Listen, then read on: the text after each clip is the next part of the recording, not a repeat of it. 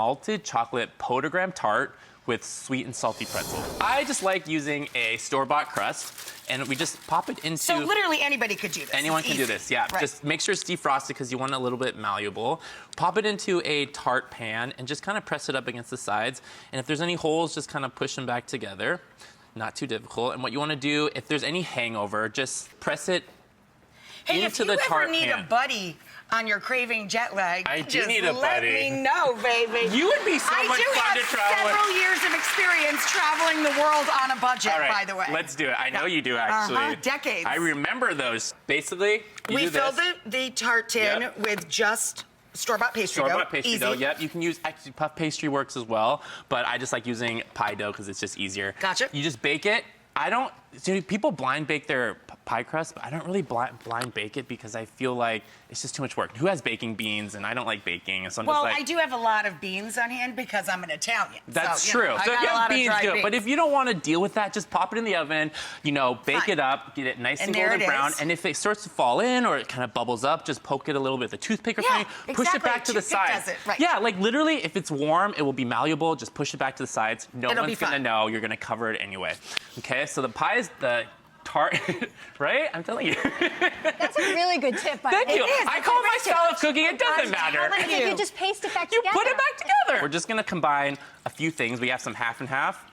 Which I have in the fridge for my husband's coffee. Yeah, you can use whole milk, you can use heavy cream, anything that you have, any sort of dairy that you have actually will work. We have eggs, 2 egg yolks, one full egg. Because I like the egg white because it makes it a little bit lighter. Gotcha. We have some sugar and some salt. And this is the cool part about this. You just crank up the heat, and what I do, I always tell people, just let it curdle. People are so weird about, custards or, creme anglaise, and because it curdles and we want it smooth, but don't worry about it. Cook it real fast. Again, part of my, it doesn't matter. Real fast and high. So you can see, this is basically scrambled eggs. And that's what it's supposed to look like. Yeah, it's literally supposed to look like this. It's like scrambled egg. It's delicious. You can eat this just off the bat. Right. It's just fatty scrambled eggs. Exactly. Yeah. So the great thing about this is while it's hot, we're going to put the chocolate chips into the blender. This is the way my mom always made Crème too. Malted milk. She make it hot in the blender. Well, I don't know if me and your mom are real tight. I know. There you go, solid. And then she put it in little espresso cups and chill it in the fridge, and that was the dessert. Yeah, demi-tasse. Delicious. Yep. Delicious. Okay, so we have our curdled cream or curdled eggs. We have some. Love that. Yep, some hot. It's gonna be hot, so it's gonna melt the chocolate, and then we have the malted milk. Malted milk powder that we put in there with the semi-sweet chips and the curdled egg. Yep, I got so excited I almost blended it with the lid. I know, right? Okay. So then you blend it really, just keep blending it, So it gets really smooth, and it's gonna be really, really, really nice.